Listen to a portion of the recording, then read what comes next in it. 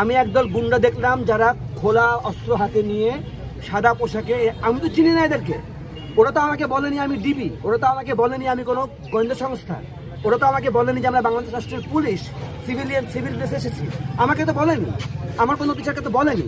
তারা কারা আমি তো চিনি না, আমি তো গুন্ডামি দেখলাম। আমি তো এখানে হাইজ্যাক করে ছেলেদেরকে তুলে নিয়ে যাওয়া দেখলাম, চ্যাং ধরে করে তুলে নিয়ে যাওয়া, আমি তো ধরেও আটকাতে পারলাম না দু একজনকে। এটা রাজশাহী বিশ্ববিদ্যালয়, আমরা যখন বেঁচে আছি এই বিশ্ববিদ্যালয় আমরা এটা হতে দেব না। এখানে এটা শেষ না। কারা এরা, এই বাহিনী কারা, আমি জবাব চাই, আমি এদের পরিচয় চাই।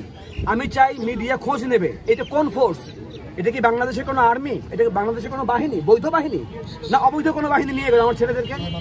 এই বাচ্চা ছেলে, আমরা তো কোনো ছেলে মেয়েদেরকে ডাকিনি আজকে এটা শিক্ষকদের প্রোগ্রাম ছিল, আমরা কোনো ছেলে মেয়েদেরকে ডাকিনি। বাচ্চা ছেলে মেয়েরা কোথা থেকে নিজেদের আবেগে এসে ঢুকেছে আমি জানি না, ওরা আমাদেরকে বলেছে যে আমাদেরকে আমরা ভয় পাচ্ছি বের করেন, তার মধ্যে এই ঘটনা।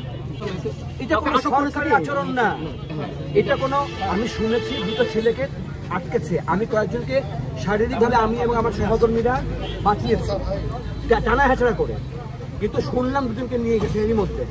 আচ্ছা, আমি মনে করি সরকারের এটা বোঝা উচিত যে এই রকম জনজোয়ারের মুখে স্বৈরাচারী পদ্ধতিতে টিকে থাকার কোনো রক্তক্ষয় ছাড়া আর কোনো ফল বয়ে আনছে এবং শিক্ষার্থী এবং তাদের সবার গ্রেপ্তার, তাদের মুক্তি কামনা করি এবং এই হয়রানির এবং গ্রেপ্তারের এই যে ব্লক রেড গ্রেপ্তারের এটা বন্ধ করা যাবে।